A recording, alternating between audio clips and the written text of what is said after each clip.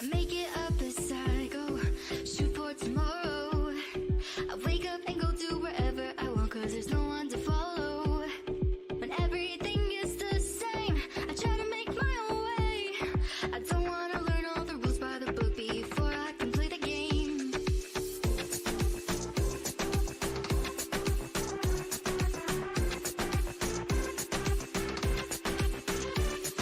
Sky is always blue.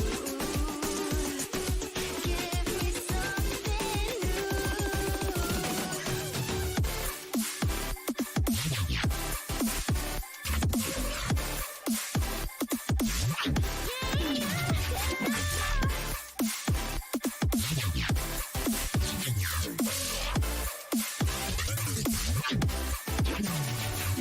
Sky is always blue. Give me something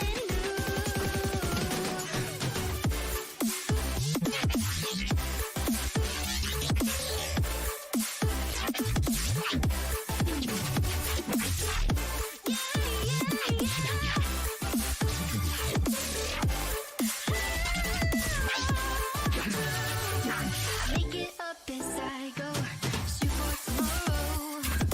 Wake up and go to wherever I want, cause there's no one to follow. And everything is the same, I try to make my own way. I don't wanna learn all the rules by the book before I can play the game.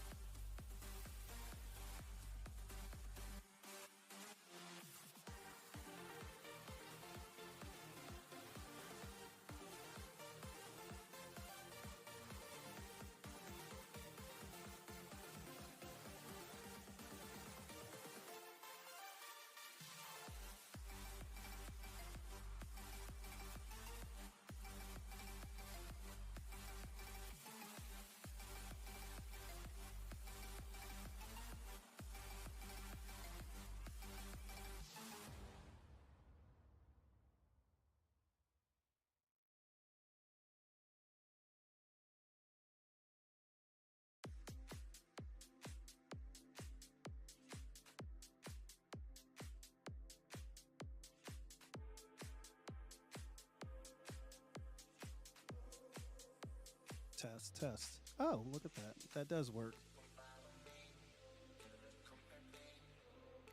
Test in Discord. Looks like that's good.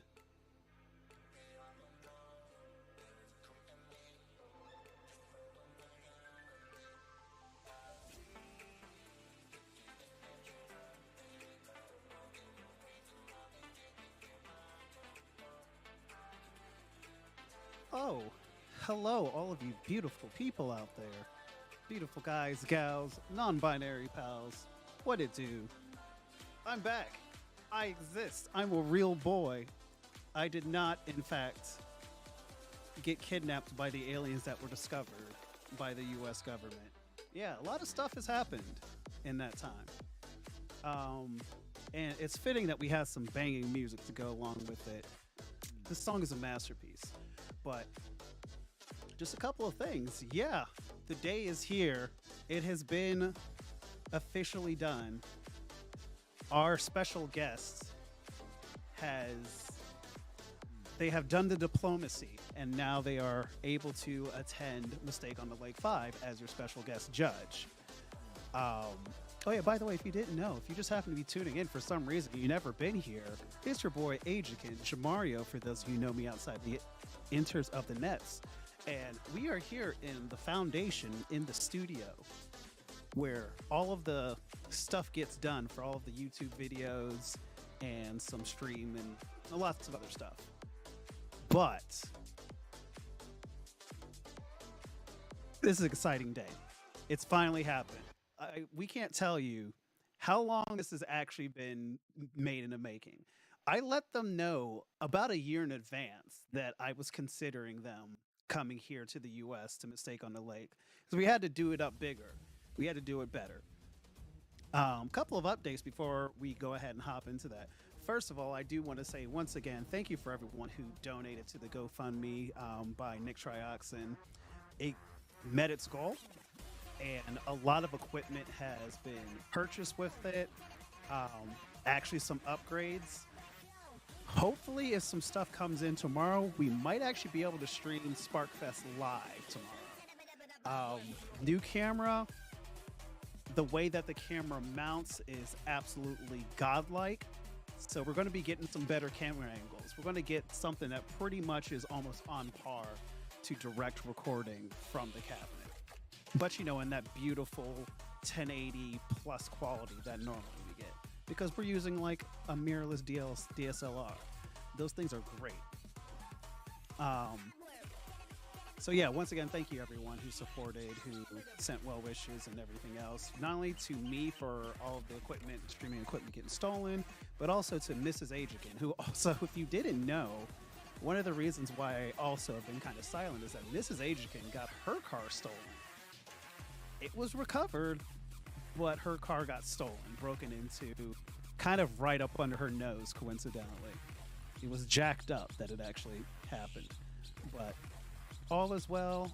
Everything is doing a lot better. Yeah, it's been pretty fun. Fun times are ahead. SparkFest is going on. KAC signups begin tomorrow. We're going to see what those songs are. So that's going to be rad. But I'm not going to delay you all anymore. It's been a long night. I had to carry a DDR pad 3 flights today, right before coming here. So I don't want to keep any of the Americans up any longer. I see a lot of you are filing in. I'm killing time for all of you to get in here because I know that this is news that a lot of people have been waiting for. A lot of guesses have been made. I led the Mistake on the Lake 5 announcement saying that we will have a KAC finalist at the tournament as your special guest judge and one of your judges. But first, before I get into it, there are some changes that I didn't quite announce yet. The first one is that I will not be your judge this year. I'm not even going to be on the panel. I will be your MC and overall kind of head TO. And, you know, if there is any tiebreakers or any disputes, I will be, the final say of it all. But we are going to have 3 judges. And if things work out, they're going to be all brand new judges. All of them Dancerush players that you guys know throughout the community. One of the things, the feedback that, I'm gonna put it very lightly. The biggest controversy, if you will, the biggest feedback that we got was all in the judging. Mostly that not only was the judging kind of vague and people didn't know why they got the scores that they got, but people weren't too happy with, I guess the judging in itself, because it was pretty, it was kind of silent. You didn't know why you got what you got. You didn't know what the scores were. It was kind of interesting. So, to kind of, because this is a community ran event. It's a community driven event. So I just decided that in an effort especially after doing Upbeat, one of the things I learned is that well, actually, all of us at Ohio DDR learned is that we need to get better about delegating responsibilities. So I just decided that I'm going to go ahead and delegate the judging to people from the community who are interested, who are awesome, who want to do this, that I absolutely not only trust, but they have experience playing the game. They have experience styling.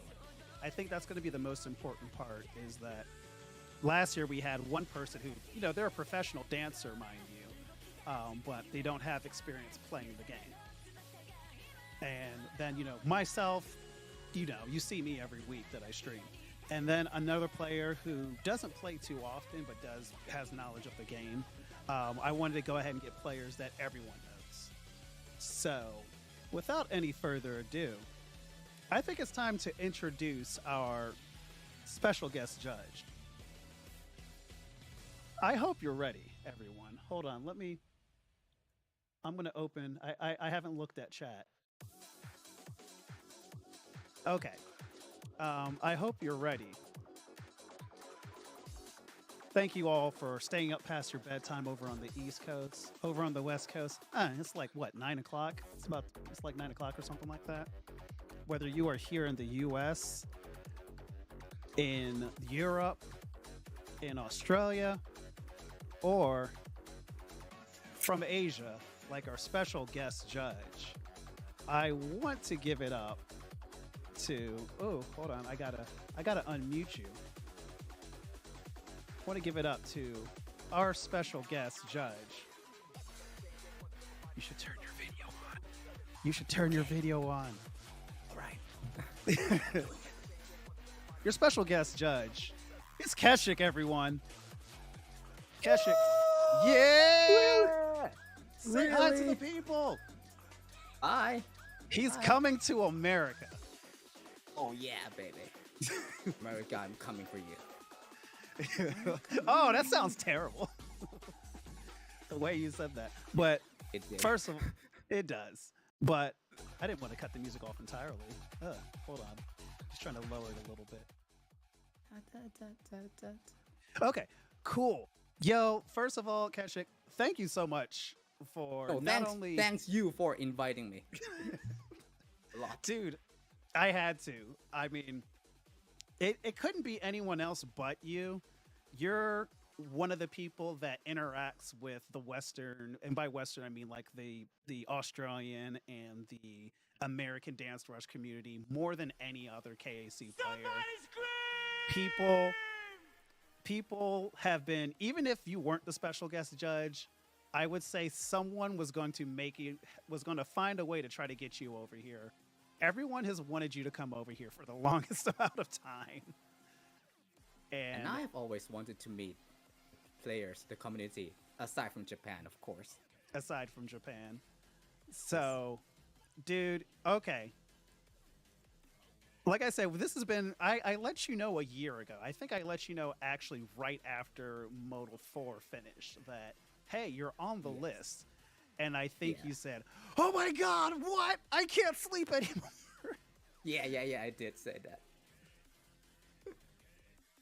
But yeah, it was, for those of you who don't know, this probably would have been announced a lot sooner.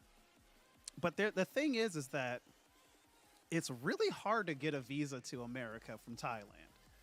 Yeah. This actually was kind of luck.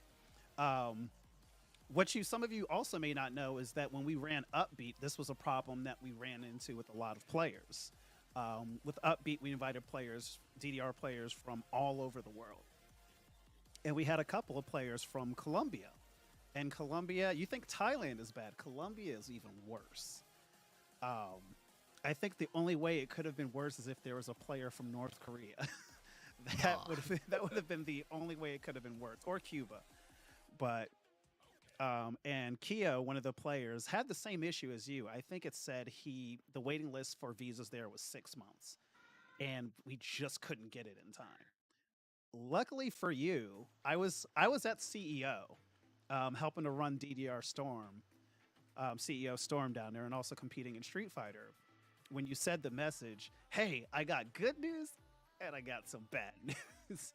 And where you went to tell me that CEO was in June, and you said that the nearest appointment was in February of 2024. 2024. Yeah. Like, I didn't panic, but I spent the rest of the night looking up different agencies in Thailand to help facilitate getting your visa over here. So, and then you just said one day, and then you said one day that, oh shit, I got an appointment next week. Someone canceled. Oh shit. Yeah, it just happens.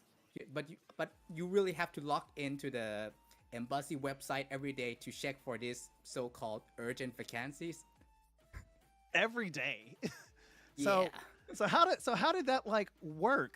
Was it just a matter of just like you just happened to just check in and saw that someone canceled, or do you get any like notifications that's a cancellation? No, you don't get notification. Oh shit. Yes. Yeah, that's why. Yes. That's why you have to like check in the website every day. See that suddenly the next appointment available is July 2023.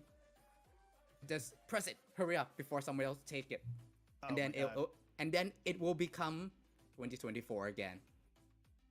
So, what was that? So, this is for anyone else who's watching that does want to come to America, come to the US. What was that like? Because I remember you kind of being very intimidated and also being very worried about like applying for the visa and the interview. Like, I mean, I don't know how much you're able to tell because of weird diplomacies and personal information. What was that interview like? Oh, first of all, it took a long time. It was tedious. It was painful. Like, how long Because- are we talking? I got the interview at 9 a.m. I arrived early, 15 minutes early, as everyone else suggested. But I remember it ended for me around, from the appointment time at 9 a.m. It ended around 11:30. Okay, so you just sat in what was like Yeah. the embassy for like 2.5 hours. Sat and standing in the queue. Oh, Movies geez. was So moving there was slowly. a line. Yeah, there was a huge line. Yeah, go ahead. I'm sorry. So at the embassy, they actually had a rule that you can check in 2 mobile phones, and because I was kind of stupid in English, I thought like by mean checking in you mean I thought they mean like carrying it into the embassy, but it actually means like you have to leave it, deposit it at the front Really? door. Oh, I thought Yeah. meant like check in. See, I heard check in and was like, all right, you have to say that I'm here. I'm here for my appointment. No, you had to No, like no. you had to like no way. leave your phone at the door. So like once I got in at 9 a.m. and there were so many people, like this is the everyday usual case probably, because like there are only 2 embassies from where you can get embassy to the US. In one in Bangkok, another one in Chiang Mai, and everybody wants to go to the US, right? Yeah. So it was like sitting in the embassy in the waiting area for about an hour or 2, and I didn't have my mobile phone, I didn't carry any book at all. It was so freaking boring. Yeah, come to think of that, it's Yeah. just like, all right, now what do I do? Do I stare at walls and listen to other people's weird stories and such? I'm just like rereading the documents that you prepared for me again and again regarding the event details that you prepared for the consular, the interviewer. Yeah. I'm just reading it, looking at the there's just a nearby pond, nature near the embassy. It was kind of beautiful. I felt like they probably want to keep everything like secret. I would think that you secrecy and discretion is the word. Keep Yeah. everything discreet would be Yes. key when you're dealing with like international business per se. I went around like 1 and 2 hour outside the building in the waiting area, and then after that we got in. They say like everybody who made an appointment at 9 a.m. now you can come in, and that was like around 11 a.m. already. Whoa. Okay. You heard me right. Like the people who made appointments at 9 a.m. got into the building at 11 a.m. And it's not like you enter it and the interview starts right away. You have to stand and wait in line for maybe another 30 minutes or so. Whoa, I figured so they did it in blocks. I figured like it was just you waiting in a queue for 2.5 hours and then your time finally came. That's so Yeah. weird. Yeah. So, the interview itself was really short, and it really was different from what I had pictured in my mind and in my dreams. There was no tables. I don't know how to describe it. It's like, have you ever gone to I think it's the same, but it's like, imagine a counter in a hospital when you get your prescription drugs. Yeah. It was conducted in a place like that. Oh, okay. So like one Look of those like like that, so- little those little like kiosk things with the main Yeah, a little kiosk with mirrors between you and the interviewer. No, and of course they're sitting, but the interview will be us. We have to stand, and there's nothing else to block. So Wow. while I was waiting while you're waiting in the queue, you can kind of hear what the two speakers, the interviewer and the interviewee, before you were talking. Yes, and yeah, usually you will hear that if the person before you gets a yes or a no. Oh, were there Yeah. some good no's? I think there were 1 out of 5 Okay. people who got a no. That's not And that's not bad.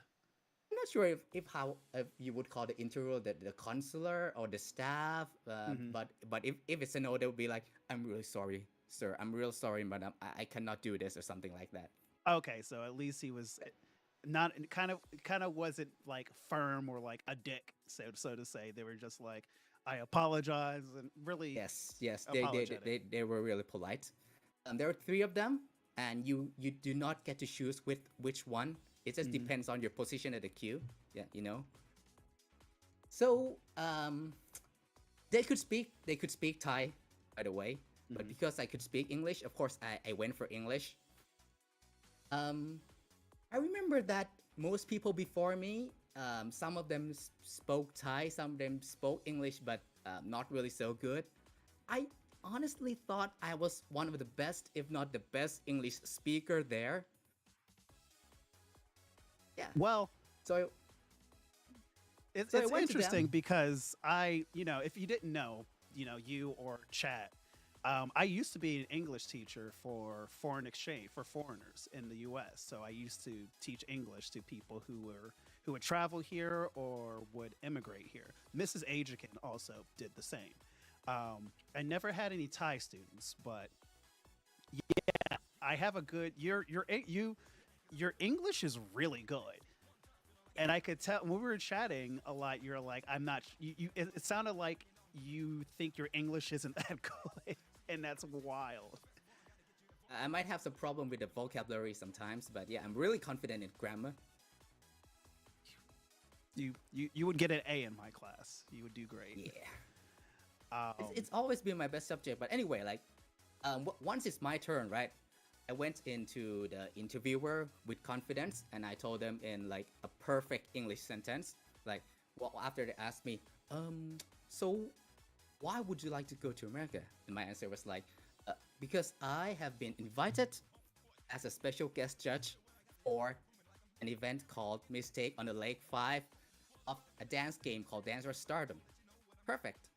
And they had this surprise Pikachu face. It's just yeah, you have to think of it it's so way too many jargons that normal people would never have heard of. yeah. What's Mistake on the Lake 5? What's Dance for Stardom? And of course, I answer them and I hand out the documents that Mr. Echiken provided for me, and they read it, and it was first of all, we already got the name wrong. Mistake on the Lake is not Ohio. They said it was somewhere else. So I don't know. Is there any other place called Mistake in the Lake in America? Okay, so all right, you're getting introduced to fun American and in Ohio in jokes already. The city of Cleveland is in Ohio. It's not the capital, but Ohio, to the north of Ohio, is one of the Great Lakes. It's one of the largest lakes in the world. Um, and the city of Cleveland is right on it. There's beaches with this lake that you'll see when you get here. It has the nickname the mistake on the lake because Cleveland suffers a lot of misfortune, a lot of weird things happen. Fun historical fact about Cleveland, our river caught on fire. I will repeat, our river caught on fire. Like the water burst into flames, and it took days to actually put it out. That happened 50 years ago, and we still idolize it today. A lot of weird things happen, so we have the nickname the mistake on the lake. That's why the tournament was named after that, because it's a nickname of Cleveland where this tournament takes place. Yeah, I googled it and I was pretty sure that Mistake on the Lake referred to Ohio, but the embassy person says it was somewhere else. So yeah, anyway, that was not the main point. Luckily, of course. The other people who went on for the visa application, they got asked several questions. Like most of them got asked about like what's your income, like what do you do for a living in Thailand? Mhm. Do you have your financial statement? But for my case, because it was so unique, it was really one of a kind of a case, and because we had that documents that Educam provided for me, the interviewer person, it just skimmed through the documents and they believed me right away. So I didn't get asked the same questions as other people Yes. at all. Yeah. They don't have to worry about you freeloading in the U.S., being a bum, and not coming back because you're not paying for anything. Yeah. Yeah.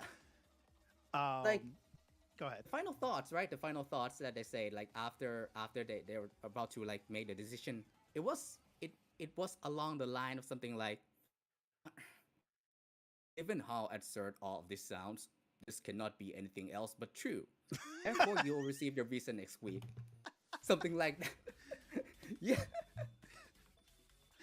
It is gonna sound absurd from someone who doesn't know rhythm game.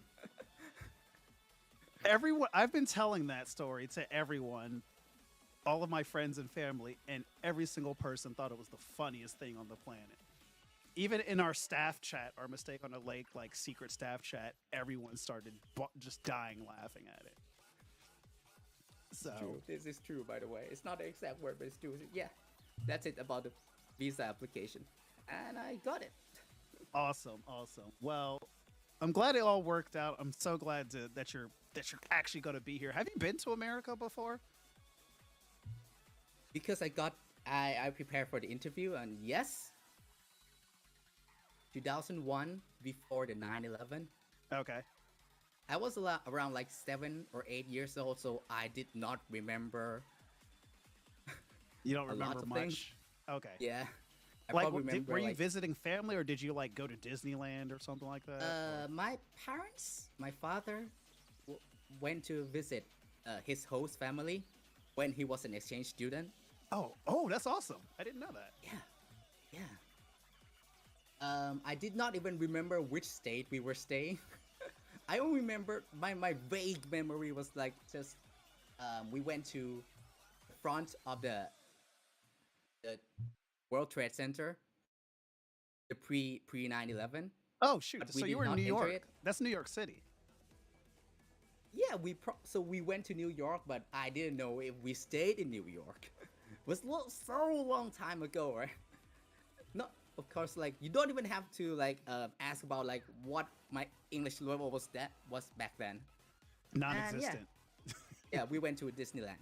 Yeah, that's like one of the few things we can remember. Okay, so not your first time, but your first time as an adult. So Yes. okay, that's it's we're gonna call that we're gonna say this is like your first real time in America. Um, well, it's awesome. I wish we had more time so that you could see more of like the country and do cooler things. But you're gonna be here in Ohio, which isn't that bad. There's the Rock and Roll Hall of Fame here, the one of the world's largest lakes here, um, and Monday, so the day after Mistake on the Lake, as long as the weather isn't bad, I'm going to take you to the world's largest amusement park. Do you like roller coasters? Honest answer, no. Okay, cool. I only play dance games. That's the only thing I do. Like karaoke, bowling, man, I suck at everything. Except Okay. Dance Rush. Either way, well, Uh. I was about to say, if you liked roller coasters, then Cedar Point is like the best. It's actually has more roller coasters than any other park on the planet. But we may do we'll figure something out. Be it that we go to Cedar Point or we go to Kalahari, which is like a ridiculous water park that's like right by Cedar Point. That's hilarious, fun, and we're like Ohio's largest anime convention happens every year. That gets like really awesome guests. They do have a Step Maniacs machine, so there is a dance game there. So that's going to be something to do. And if anyone attending Mistake on a Lake wants to come, wants to join us, you're more than welcome to. We'll arrange that.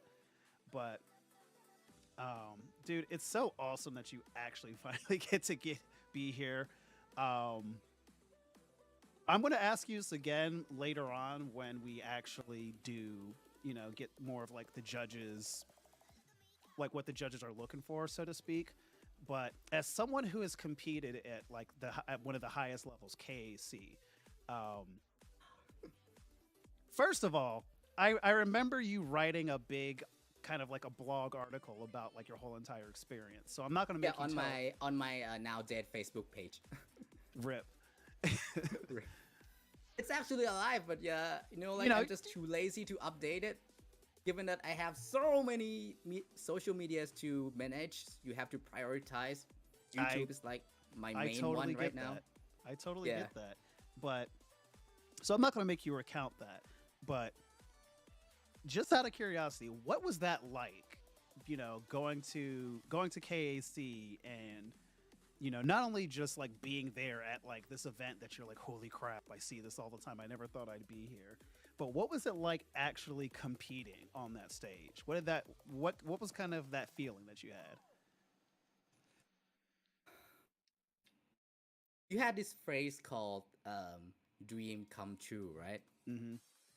But Casey, it's beyond that. So find an expression that goes beyond dream come true. Beyond your wildest dreams, huh? Yeah, that'll be how I describe it. What was it like? Were you nervous? Were you like excited? Could you focus? Like what was like going? What was your mind like that day? Okay. Remember waking up in the morning and as scheduled, we have to go to the venue to check everything first before it will be live stream in the afternoon. So basically, I already met the other finalist before the actual competition begin. Just like to check if everything, if you're okay, if the pad is okay, if you're okay with, the venue, check everything is all right. So, these guys, right? Ishi, Riri, Tenori, Jake from Korea. We saw them. Yeah, I saw them on the 8th KC. They were like, oh, the gods. The highest level. This is the highest level of KC. They represent the highest level of this game has to offer. So, and suddenly, I'm already standing next to them. It was so freaking unreal. Like, so what was going into my mind was like, am I at this level? Am I on the same league as them actually? So, was I nervous? Hell yeah, I was, man. Super nervous, right? From the morning when I met them off camera when the event didn't actually officially began streaming yet, until when I got on stage introducing myself in Japanese, I was actually nervous as hell internally. Even whether or not it is shown, whether or not I showed it or not, but yeah, I was so nervous as heck. Like, like watching them competing in 8KC, and we've been watching them like on their performance on YouTube channel, of course, right? Mhm. And like, oh my gosh, I have to compete with these monsters, especially Riri and Nishi, of course. Yeah. It's scary, right? However, once it was my turn, once I had to go first with Tenori, it kind of got better. Okay. I was able to focus. I was thinking like, it was my first time, and we Thailand we had a lot of disadvantage. We don't have premium mode or cap. It costs more to play for each credit. Mhm. So I was not thinking of winning at all, to be honest. I was just thinking like, oh, just think of it as another day at the arcade, and you were trying to impress a lot of people. Just do what you do, as in throw in a little bit of b-boy move, Yeah. yeah. And for the undercover, I did know that there was this section that had like few crab step notes. Maybe I could do some b-boy move in there, but I didn't actually practice it before, honestly. And there was this section after the first hook that like um undercover, yeah, under darkness, that it slowed down Mhm. in the middle. That there was like a few single notes. I planned inside my head that maybe I could try to use my hand to slap on the pad, but I never actually practiced it before, and it worked. So from the start of my um from once I entered the pad, from the beginning to the end, I kind of gained more and more confidence actually, and Mhm. like the nervousness kind of fades away and away once I actually got to dance for real. Yeah. Yeah, so I was able to focus. Well, that's good. I mean, so what you? I'm trying to remember not only watching it, but also just your because I really did read that blog post, and it was kind of eye opening that you were like, all right, on one end, it's the coolest thing on the planet. Holy crap, I'm in Japan. I'm meeting all these legends. And then you were also like, but the format was kind of weird, and the song went like this, and all of that. Did you play one song or did you play two songs? I played only one. Okay, so you just played undercover. Yes. Okay, I remember you. I remember you saying that like it was the format itself was not what you expected on that. Yeah. So that I mean, so like, kind of go I ahead. played a lot of songs. I'm sorry, I played a lot of songs for practicing. Hmm. And then they only told me in secret, in discreet, 3 days before the actual competition, like, we're gonna randomize from the list, from this list, 3 songs. From this Okay. list of 3 songs, we're gonna randomize only one for the for the semi-final. Hmm. And for the final, we have another list of 3 songs from which we're gonna randomize another one.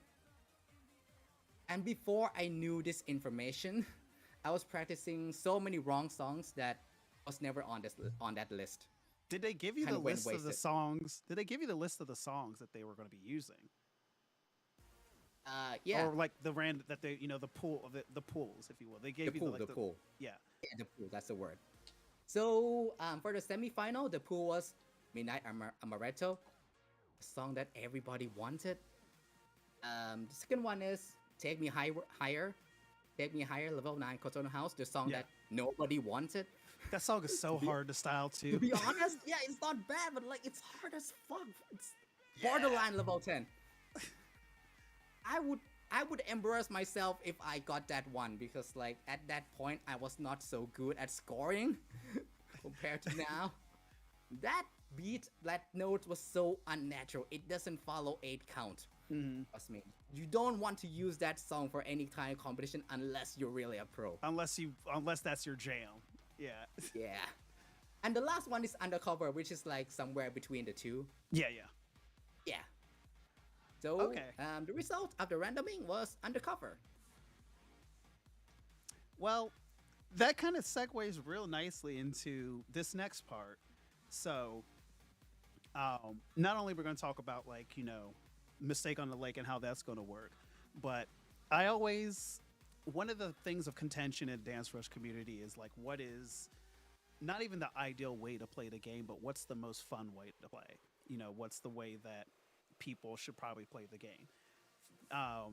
For me, I don't have a hard stance on it per se. I do believe that scoring is necessary as well as being able to complement your dance moves. There are some people that are like, "Yo, I don't care about my score. I'm just trying to flex." And then you have some people out there who are just like, "Yo, I'm just trying to score. I'm just trying to EXC stuff." Like Bunta, regular in the chat, like one of the Australian players who has every single song EXC'd in the game and still continuing. I mean, his machine I think is down at the moment, but every song EXC'd in the game. There are other players that do that. What is your strong suit now? You said that your scoring isn't as good as is better than it was when you did KAC. What's your strong suit now? Are you a better styler? Are you a better scorer? Or do you prefer like a blend of both? Well, compared to the past, I think I'm better at both.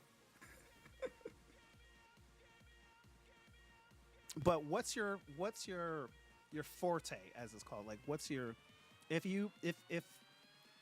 there was a tournament that were just announced in your area? I mean, obviously the answer would be I'm going no matter what because they don't happen that often. But like, let's say that a tournament were to happen. Which one of those formats would be the one that you would be like, oh, I'm crushing this, I am killing this? Oh, style, of course. Style focus, okay. Yeah. I do kind of have a weak point that I can get EXE. Mhm. I've gotten EXE on few level 10s actually, Mhm. but for some reason when I try to style, I think it's not for some reason. It's kind of obvious. Like when I style, it's hard to get like 98 or 99 normally. That's generally the case, and that's what I Yeah. always find. I've ran 2 tournaments and I've competed in about 4, and like facilitated like 1 or 2 or so, and that just seems to be the constant. Is that the more you kind of focus on style, your score kind of takes a dip. Yeah, you kind of have to like sacrifice some of those score for the Mhm. style aspect. Um, And I've watched my videos that I got EXE, and yeah, I am aware that I cannot get EXE without looking so super stiff. that tends to be the constant. I mean, I've if anything I'd say I've gotten a lot better at being able to kind of like weave the two. I always have been a 50-50 player. Um, the pure freestyle contests are not generally my forte because fun fact, I'm not very creative. I don't have a good creative mind. I either have to be drunk to get creative or I just have to like just practice and like just actually like sit down and write out a freestyle. Oh, this Um, mistake on a leg 5, ban alcohol. round 1 serves alcohol. I Oh, mean, great! we in Ohio like to drink, and you're staying at the party hotel, so you're going to see a bunch of Americans getting drunk every single night. And then you're going to wonder how the hell did you wake up for pools, and how the hell did you get 10 perfects on that DDR song? How did you get an S on that D23 on pump? What the hell are wrong with you people? And that's how the American Right. rhythm game community does it. But yeah, like, so I'm really bad at just kind of I'm good at freestyling and just making stuff up, but like to actually make it really good freestyle, I have to actually dedicate time, pull out a book, and write down and outline an entire freestyle. It's been like that for dance for the like almost 2 decades that I've done dance. As a professional yo-yoer, I've had to do it for almost every competition. So it's a little bit of an investment. Whereas with score, I can score really well. And I can kind of blend Believe some you. style into the score. So like that's just like my sweet spot of like I'm good as long as I can do that.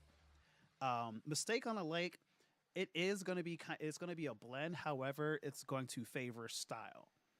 So it's going to be 60% of your score is going to be your style score, and 40% is going to be based off of your in-game score.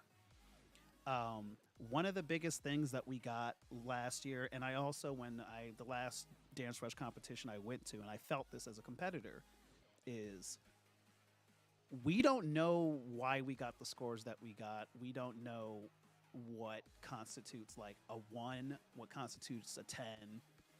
And so this year I'm making sure that all of the judges, this was originally when I was doing it, but all of the judges actually kind of give a heads up as to like, what do they find appealing? Like, what do they think is like a level 10 freestyle versus like a level 1 in terms of style? For those of you who are watching or attending Mistake on the Lake, your style score is going to be kind of broken into 2 categories. It's going to be your execution, which I think, honestly, in my opinion, as like a dancer, and you might feel the same way as a b-boy, is pretty important. Like, sure, you can do a windmill, but if like your windmill looks like sloppy or scary, like you're about to hurt yourself or others, I don't think that's I don't think you should be rewarded for that versus someone who maybe they don't have the most, high risk maneuvers, but it just looks smooth and clean. Exactly. That's something that I kind of want to make sure that there's a category for. And then the other one is style, and that's where your high risk, your actual style, your flow, and everything else can go into. So based off of those 2 categories, Keshik, what is kind of like your picturesque freestyle? Like, what is something that you would look for from the competitors? Picturesque. Now we go with the vocabulary again. That's a good word. You can carry that one. I wish we could do this in writing. I'm going to make you write this down. I prepared like next month's announcement is the full list for everyone, but we're talking I prepared a list of like what I'm looking for as a judge in advance, but it's only inside my head. So it's something around like, in one big sentence, what I'm looking for is someone who, through the use of shuffle dance and their own freestyle creativity and dance skills, can bring the best out of themselves and bring the best out of themselves with the right song. Ooh, that's something I didn't think about. 3 to 4 points to consider. That's a good point. That's something I never really thought about, how important. This is Kano in chat was like, "Yo, that's deep." I want someone to prove that they're not just they're not just like, good at their specific upping or locking skills. But first of all, the first point, after all, originally it was supposed to be a shuffle dance game. That's the KC viewpoint. That's how it's judged. Before some guys called Riri, expand it into the world of so many dance styles, and so many people joined the fray. It's still like your basic Running Man, T-steps, SpongeBob or pseudo SpongeBob's, Charleston still matter to me. First of all, yes. And after that, point 2, once you prove that you're a good shuffler, you can add all the extra flair from other dance styles that you want. Yeah. Because, like some judge say this as a hot take, to be honest, if you do just only shuffle dance alone without any other flair, it could be a little bit plain. It could be fun to watch, but it's not gonna make someone go, wow. You know what I mean? Yes. Now, okay, once you're proved that you have both the shuffle dance foundations and some other extra flares, whether it be like dances, moves from other dance styles, or some of you might plan some moves that are not actually difficult shits like this, but just some throwing some hand signatures. Those count as extra flares. Prove that you're the best of yourself. Prove that you're at the best state at the competition date. Like, whether you're more of a explosive person or you're a more smooth person. And beyond that, it's also important to bring the best out of the song that you choose as well. So what I mean is simply, for example, I can b-boy, right? I can do a handstand, I can do a headstand. Question one. Can I do a b-boy pose, a b-boy freeze at the end of, say, Tropical Love? Yes, I can. But question two. Should I do it? Absolutely not. So there's a saying in English in America where it's just because you can do something doesn't mean you should do it. I've heard it, but but like it's on some kind of like a cosplay joke or something. Exactly. It's not a I know where you're going. Yeah. So another example is like, can I do if I wanted to? Can I do a b-boy, like go down, or can I do a b-boy freeze at the end of Midnight Amaretto? Of course I can, but why I didn't do it in the video that exploded? Because I don't think it fits. Simple as that, right? Just because you know a particular moves, a particular, you have a like what do you call it? Like your special move, yeah, Okay. your ultimate skill up to your sleeve doesn't mean that you have to shove it into every routine. Yeah. I think. Yes, in the competition day, you want to show the best of yourself, but you also want to like be kind of specific. Yeah. Yeah. On like what song would bring the best of yourself as well. Yeah. Yeah. I like So that. if you're a sexy type of person, maybe choose So What by Predask. If you're like a hip hopper, go with New Solution. You know what I mean? If you're if your main point is just shuffle and you don't really have that much background in other dance skills, you might as well go with songs that can show a lot of your Running Man smoothness and creativity. Yeah. I like that. I think that's going to be spoilers. Yeah, someone said in chat, write that down. You take note already. This is one of your 3 judges, so you might want to keep this in mind, y'all. Yeah, I think that's a very underrated point, is that a lot of people pick a song because like, oh, I just like this song, but they don't necessarily pick a song that complements their style or one that they can. I like to use the term. I use the term like they can get saucy to. They can sauce to. Like they don't pick a song that like, yo, they can tear that song up just based off of their own moves. A good example is like almost every year, and I'm not picking out anyone or anything like that, but there's a lot of people who will just like pick, Crazy Shuffle or even like Shiva because it's like, yo, I really love this song, but it's like, I don't think that song is good for you as a dancer, because it's just out of your element of like what dance moves you have to offer. Sometimes less is more. Sometimes more is really good on a song that has not a lot going on with it. And I think song choice is going to be something that a lot of people should probably consider this year, because there's $1,000 on the line for one, and that'll pay for some plane tickets. But yeah, no, thank you so much for sharing that. Like, I think that put a lot of stuff in perspective for a lot of people who are grinding right now and actively considering their freestyle. Well, I think we've been, oh wow, it's been about an hour. Yeah, we've just been talking. This is awesome. Yeah. I think we're about to get ready to wrap it up. Let's see, couple rapid fire things. You're coming to America.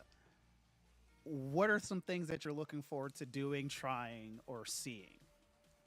I mean, it's Ohio. There's not a lot going on, so let's temper expectations. But what's something you're looking forward to trying, eating, or doing in your time here? Um, I've watched. First of all, try to doing is because I have a channel that is growing Mhm. in subscribers. I'm interested in making a vlog about this whole journey. Hell yeah! I Yeah, put that on your visa. definitely. So yeah, I will probably be filming a lot as well. So I'm not just going as a judge, but also as a content creator, of course. Mhm. I would also want to of course, make some dance rush videos in America. Maybe after or before the actual dance rush event. Yeah. And if it's possible, I would like to visit some other arcade as well, but we'll talk about this later. Yeah, there's a couple in Ohio. Round one is the biggest one. It's the one that has all the rhythm games. Unfortunately, in Ohio, it's kind of the only one that has Dance Rush. Some other states have some independent arcades that have Dance Rush and some other rhythm games. Um, but there's some other arcades that have other stuff too. So yeah, we can definitely talk about that. Is there anything that you wanted to? For me, whenever I travel, I always think about food. I Ah, always, I always think about food. I'm not sure if you're the same way. So I know, like, not really. if I ever go to Thailand, I'm gonna have like a short list of some food that I need to try, that I need to smack up. You know, because everyone, yeah, pad Thai is easy as hell to get here, but like I want to try some of that. I want to Authentic try one, some like right? good chicken satay like off the street, like one of this some street meat as we call it. Um, what's so? I mean, I will that'll be a discussion later on. If anyone's traveling to Thailand, what's something that you recommend that they do? Like, what's something that you recommend that they try? Go to MBK. There's a very um, go to MBK. There's the best dance rush community there. Just kidding. We should think of like travelers. Okay, yeah, non-rhythm gamers. Again, right? MBK is good for that as well. Like rhythm gaming, arcade games aside, that's a place where you can actually buy all sorts of souvenirs. They also sell a lot of brand name stuffs at very cheap price because they're fake. That is a thing, isn't it? Yeah, at MBK. Um, what else? Right? Go to. You also might to visit some temples. I cannot think of the name right now, except from there's this temple called Wat Po inside Bangkok. Not too hard to travel. Hmm. But here's the thing: it's just you have to brace yourself that there's some kind of inequality for the foreigners. Hmm. No, we're not against a specific race. We're just against anyone else except Thai people.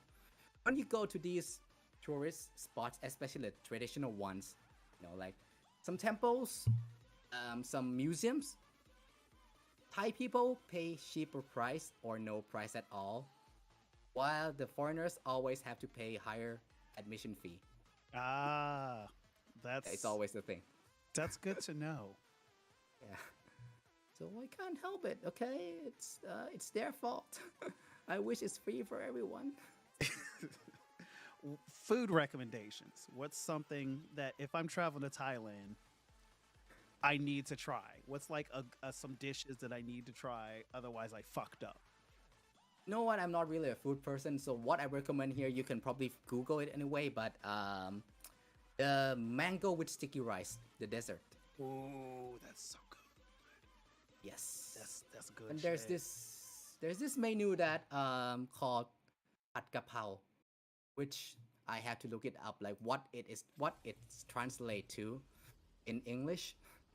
I mean, Some translation doesn't matter. It's all about what's in it and what does it taste like. Yeah, that's why I'm have to look it up because like I never ate it myself. Pat grapao, rice topped with stir fry pork and basil. Yeah, Okay, because that sounds pretty all right. because you should know that. By the way, I'm Thai, but I don't eat spicy food. You know what? That's okay. That's why I'm not I know a lot of That's people why I'm not who live really in a food person. I'm sorry.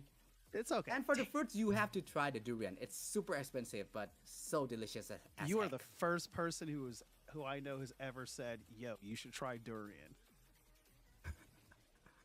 Because Really? fun fact, I grew up with a Japanese family. I spend a lot of my time telling people, "Yo, don't try durian." That shit is not going to be as good as you think. You have tried? There's actually a big Asian community in Cleveland, and in the Oh. Asian district, there's a couple of pho restaurants, and one of them has they make like boba. They made a durian boba, and my one of my good friends, who's a lawyer, he was like, "What is that?" And I told him what it is. He's stubborn. He's ridiculous. So you tell him not to do something, he's like, "I will do it just to prove that I can." And he had a very bad time, and I laughed at him about it. Okay. If you say you should try durian, everyone should try it once to see if they like it. It'll be better here. Trust me. In Thailand, it'll taste better. I mean, people, there's no one. I would say that even the markets here don't really import durian. That's not really a thing that happens. Like you're better off getting like big jackfruits. Like they definitely sell that, which is fucking delicious. But I think the fact that like there's even a lot of Asian people that don't like durian because of the smell alone. It doesn't smell great if you didn't know. Durian is a fruit that's like the size of like a suitcase. It's spiky. If it drops from a tree, it might kill you. Yeah. It's an acquired taste, but it smells really bad. But I know it smells good to me. okay, I'm not judging you. That's the thing. Yeah, I I'm not know. judging you.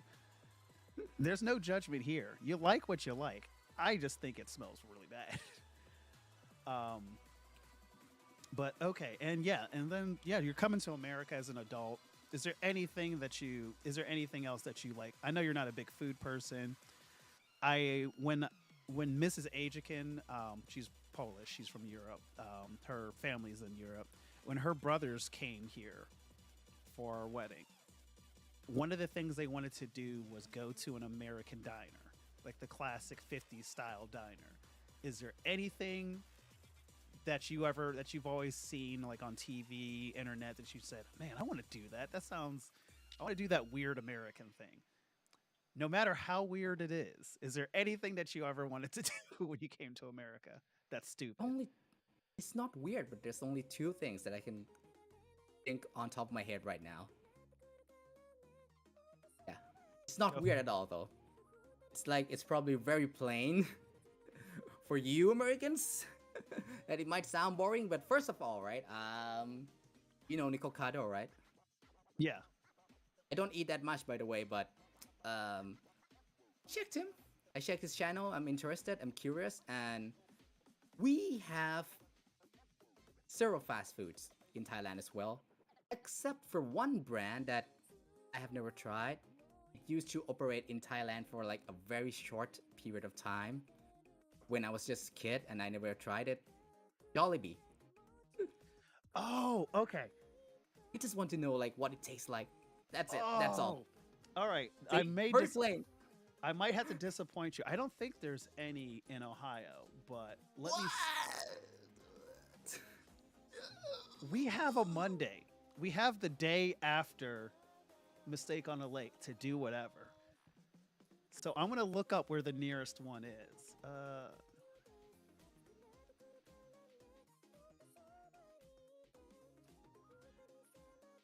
Oh. Okay, never mind. Oh, that's in Philadelphia. Shit. Shoot. Damn. Okay. There's none near me. near us. Like I would say the nearest one, because Philadelphia from here is 6 hours away. All of the Jollibee in New York are in like New York City, which is like an 8, 9 hour drive. Wow. And Illinois is 5 hours away. And if we're going to Illinois, we might as well go to Chicago at that point, which is a 5 hour drive. So, I mean, if you want to drive 5 hours, we can do that. But that's Well, I not a wanna bad ask you- one. I want to go to But now- Jollibee. I've never been. I heard that shit What? slaps. Wait, what? You're American. So you need to understand is that I think there's only 34. I'm looking on Google. There's only 34 of them in the U.S. in the entire United States. Wow. There's It's way less than I expected. yeah. There's I was going to ask you, like, compared to KFC, how would you rate it taste? But yeah, now that I've got my answer. I mean, there's plenty of KFCs here. Like you can- Nah, we have plenty of that here as well. I know. But it looks like it kind of goes in. So, like I could do that. If you're looking at trying to do like chicken, there's some chicken places I could recommend, like some fried chicken spots that aren't KFC that are better. I think everyone in chat was going to yell at you to try Raising Cane's, which Never is heard of that. It's a place that only sells chicken, namely like chicken strips. So they sell chicken. So your meal, your typical Raising Cane meal is going to be, you get a box, and it's chicken strips, French fries, garlic toast, and there's a special sauce that honestly is the best part, in my opinion, of that whole experience. And the sauce is really good. People love it. Usually, whenever a Raising Cane's opens up, there's a line for like kilometers just to go into it. So people here are going to tell you that you should probably try that. I think there are better places, but that's just me. But yeah, if it's fast food you want, holy crap, we have so much fast food. We have your shit fast food like McDonald's and Burger King and Subway, and then we have some good fast foods like Raising Cane's, and there's a local place called Swenson's. Chick-fil-A would be that good place, but they don't like gay people, so like, you know, we don't really go to Chick-fil-A that often. Yeah, okay. Fast food. Got it. Okay, so that's one of them. You wanted to do a Jollibee's because you know that's you've seen Nikocado avocado And he's eating gorge it, crunchy, himself like, on it. we are gorging, like, Someone said not Taco gonna eat that Bell. much, of Ooh. course. I'm not trying to wreck Keshik's like stomach in his time that he's here. I want him to have second grease, thing- but I don't want him to get like Taco Bell. I'm not trying to. I mean, they do have a taco that's made out of Doritos, which is, you make a face, but it's probably the best thing at Taco Bell in my opinion. Okay, what was the second thing that you wanted to do? I'm not sure if there will be if I could do this. It probably depends on the time and date, more else. See, the thing is, in Thailand, all sorts of events, conventions, we don't have arcade games there anymore. Even the Thailand game show, they kind of exclude us from the rest of the more popular games. I really wish I could go join a convention and like show off my dancer skill in the US. But yeah, So that won't happen during Mistake on the Lake weekend. I will say that if you ever want to come to the U.S. again, we can time it so that you can come during a convention that has, because that is interesting. You're right. A lot of here in the U.S. we're very lucky that generally at like anime and like gaming conventions, there are vendors that just bring rhythm games. It's kind of a thing now. I know me personally, I plan what conventions I go to based off of what shows up. recently there was just Otakon, which is like it used to be the largest anime convention in the US. It's now been overtaken by like Comic-Con and Anime USA and some other stuff. But a lot of the Dancerush players that actually will be at the tournament went there and just spent the whole entire weekend in that rhythm gaming, just going in on Dancerush. Evo, the world, there was a Dancerush there, which Freaking cool. it's super cool, and I'm super mad that I didn't go because I would have tore it up on Dancerush. I don't know. Maybe I'll run a Dancerush bracket at Evo next year. Who knows?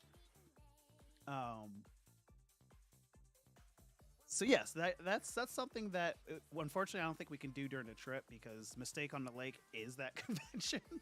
Unfortunately, but that is pretty cool. Yeah, that's something that I don't think a lot of us in the U.S. realize that's not a thing that exists outside the U.S. You don't see that at all. I mean, I need to clarify that we have so many cosplay conventions. Probably like once or twice every month, there's gonna be at least one or two anime plus cosplay conventions, and one or two like another thing that's really popular is K-pop cover dance contest. Oh my God, that's the same here too. Yes. And probably every year we have like at least 1 to 3 big gaming conventions with all sorts of games. But for all these conventions, events, rhythm games have never been invited. It's just that sad. Like the last time that we have had arcade rhythm games was Pump It Up, and it was probably like almost 10 years ago, when the arcade was still a big thing in Thailand. Yeah. Yeah. So sad. Well, I'm excited for you to come and see approximately between 200 and 500 people at an arcade just celebrating rhythm games, and a great deal of them are coming just to meet you. Really? So I'll put it this way: in the time that the stream has been going, 2 people signed up to compete in Dancerush. Yeah, no, there are people who are like very excited to meet you. I don't think you realize how big of a fan base you have, not only here in the US, but in like other countries. Because one thing that's pretty, you kind of said it earlier, and I don't think you realize like what that meant, is that not only are you like someone who is competing KAC, but you're like us in the US and some of these other countries that don't have access to like premium and like all these other extra features. So it's kind of like you understand what we go through. You play on like that same level and advantage that we do here in the US. Yeah, the same level of disadvantage. Exactly. So, for us, and I just happen to be a guy who just creates the charts and just happens to be like one of the most consistent streamers of Dancerush. I'm not like you who, you're constantly uploading stuff on YouTube, TikTok, whatever. I mean, I'm not even allowed to have TikTok on my phone as per my job. It's to kind of put it in perspective. That's too bad. Yeah, but it's not something that like is my strong suit. But the fact that you primarily stake your entire social media and your channel on that, you're constantly delivering that, you're constantly interacting with not only Japanese audiences, but also, international audience, the Western audience as well, is super cool, and a lot of people appreciate that. And there's going to be a lot of people who play Dancerush and who don't play Dancerush that are excited to meet you. So I hope you're looking forward to it, man. I'm looking forward to meet everyone too. I'm very excited. All right. Well, all of y'all, thank you for coming and hanging out for this hour and 15 minutes. It's way past my bedtime. I gotta work in about 6 hours, so I need to go and get some And I've sleep. got to order my lunch too. Keshik needs to eat his lunch. Yo, regardless as to whether or not you are competing, if you aren't coming to Mistake on a Lake, I'm just gonna let you know you're gonna be messing up. You're missing out, man. It's gonna be super fun. This guy's gonna be here. He's gonna be here that whole entire weekend. I know a lot of people last year they stuck around for like one day and dipped. He's gonna be here the entire weekend kicking it. So like, you should clear some free time and hang out, man. Get some freestyles in, get some footage in. He said he's going to be filming his own vlog and everything for his channel. I mean, I'm looking forward to being a part of it. He's looking forward to being part of the experience. You should too. I hope to see y'all there. Hopefully the stream, I'll have the stream up tomorrow. If not, the stream will be back next week to continue with Sparkfest. Going to be recording Sparkfest videos as usual. The As I Go tribute, I hope to get started this week once I get all my equipment and everything. I have to take a look at my laptop and just make sure that everything is good on that. A lot of stuff has happened, but it's all right. It's going to be exciting. Next month, as I said, we will be announcing, we'll at least be revealing the judges' criteria. So, like, as Kashik said, he's going to write his down.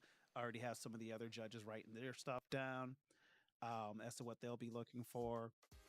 And we'll be revealing that. We may have another stream like this maybe in a couple of weeks or a week or so with some of the other judges as to what they'll be looking for, because it's very informative. I saw some people already were like, yo, wait a minute, that's some tech, I'm taking that down. And I think it's very valuable to you all. So please look forward to that. Other than that, I don't have anything else to say. Keshik, thank you for hopping on this call with me tonight. I do have a few things to say. Go for it.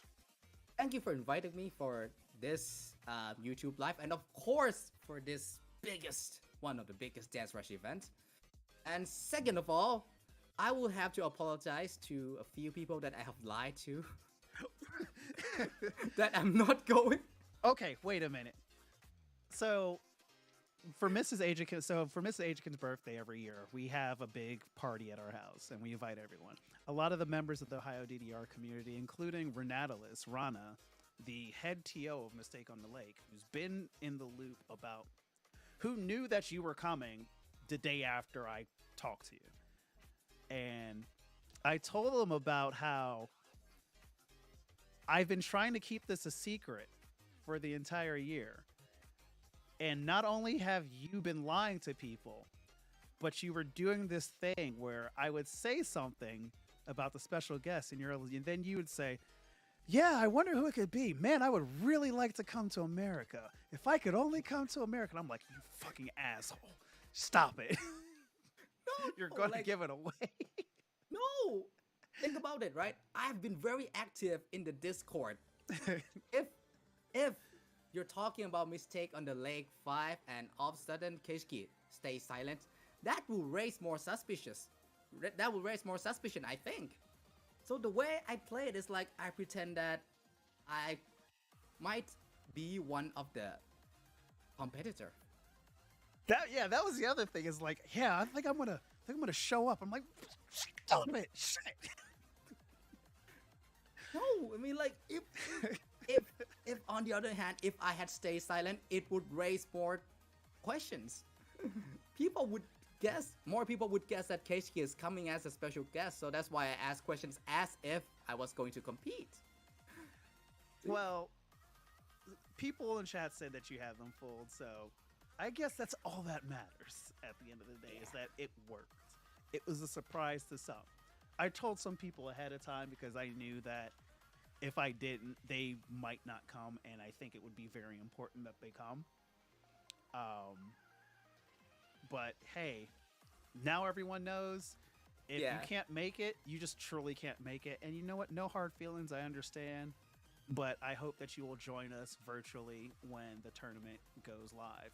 It's going to be a fun one. We are at 28 out of 32. So there are only 4 more spots left. If we get those 4 more slots, that's $1,000. That's a rack that y'all can win. I'm just saying. So don't sleep. If you've already signed up, cool. If not, hey, you need to get it together, man. If you find it hard to get here, let's reach out to the community, reach out to those people who are coming. I will say people in the Dancerush community, not even Dancerush community, but the rhythm game community, are very generous. They're very awesome people. Carpooling, they will let you hitch rides. I have been that person who has given people rides to and from the airport, to different rhythm game events. even let people who I've never met, but I know they're part of the rhythm game community, share a hotel, and it ended up being some of the coolest experiences. And I've made friends that I now have for a lifetime because of it. So I'm hoping that there's more of that at Mistake on the Lake 5. The fifth one, it's been years, and this event keeps on growing every year. And I'm excited to have you as part of it, man. I'm excited to be going there. Gotcha. Yeah, get hype, everyone. Get hype. All right, I'm going to go ahead and call it. Everyone, thank you so much. Looking forward to chatting with you again soon, getting the stream back up. There's some awesome things on the way. It's going to be awesome. I mean, at this point, I just want to say, like, hey, everything that happens is because of you guys. You guys helped to build this stream at this point. Everything that I lost is now being replaced due to your generous efforts. So this is much of my stream as it is yours. Looking forward to it. Any feedback or anything, my Twitter mentions, you can find me on Twitter, Instagram, Blue Sky now, Threads, whatever. You can find me there. Ajikin, I'm very easy to find on purpose. Please let me know. Keshik, how do people find you on social media? I have a YouTube channel, of course. It's not that hard. But I'm so quite active on Discord as well. So you can, if you have any questions, you want advice, you can ask it whether on the video performance channel or it's actually called Threads, right? Yeah, that's Twitter from Facebook. No, I mean like this sub threads on the Discord. Oh, video yeah. performance. Yeah. Or you can try to DM me, but I might or might not answer. That's real. Yes, I have stuff that I want to do too, like new content. Same. Yes. Right. And I also have Twitter, which doesn't really have much followers. And I even forget like what's my handle right now. I don't really like it that much. Wait a minute. Please check out Mr. Keshki's Twitter at 27KESH. Yeah, that's it. Awesome. Hey, all y'all, thank you for coming and hanging out. You're the best. You're the best. You're the best. If you are in the Dancerush Discord, you can. I mean, we're all gonna fanboy and rave and get hype in there. I see it already happening. It's gonna be great. But yeah, get excited. I look forward to talking to you all soon. Keshki, thank you so much once again for coming on, taking this time out of your day. You enjoy that lunch chat. You enjoy your evening, afternoon, morning, whatever time it is in the world. I hope it's just a good one. Look forward to the new songs coming out tomorrow. KAC signups begin tomorrow. I'm going to sign up for it because I like getting music. I might not be allowed to compete, but shut up. I have a JP Region account. I've had it for 11 years. You can't stop me. But look forward to the new content coming out. Get out there, dance, get out there, have some fun. It looks like the new song just got revealed right now. So I'm going to go ahead and listen to that the instant I end this stream. It's going to be hype. Take care of yourself out there. Wash your damn hands, please. Y'all, yeah, we're all dirty out there. Take a shower, wash your hands, do any of that. Don't forget Black Lives Matter, trans lives are human lives, and trans rights are human rights. And be nice to each other. Ultimately, be nice to yourself. It's really easy to get down on yourself, especially with the internet and social media being trash. Lastly, if no one has told you today that they love you, let me be the first to say that I love you. I appreciate you. You are valuable. You are worthy, and you deserve to be here. World would suck without you. All right, y'all. Take care. We'll catch you on the next stream. Peace. Look forward to Etiquette's live stream. Peace Out.